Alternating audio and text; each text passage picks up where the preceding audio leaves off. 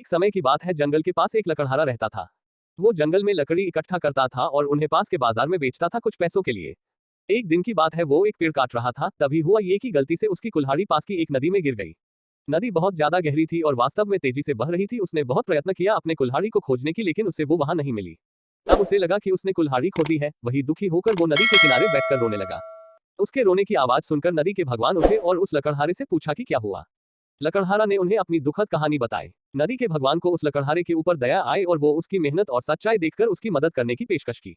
वो नदी में गायब हो गए और एक सुनहरी कुल्हाड़ी वापस लाया, लेकिन लकड़हारे ने कहा कि यह उसका नहीं है। वो फिर से गायब हो गए और अब की बार उन्होंने चांदी की कुल्हाड़ी लेकर वापस आए, लेकिन इस बार भी लकड़हारे ने कहा कि ये कुल्हाड़ी उसका भी नहीं है। अब नदी के भगवान पानी में फिर से गायब हो गए और अब की बार वो एक लोहे की कुल्हाड़ी के साथ वापस आ गए। लकड़ी का कुल्हाड़ी देखकर लकड़हारा मुस्कुराया और कहा कि यह उसकी कुल्हाड़ी है। नदी के भगवान ने लकड़हारे की ईमानदारी से प्रभावित होकर उसे सोने और चांदी की दोनों कुल्हाड़ियों से भेंट किया।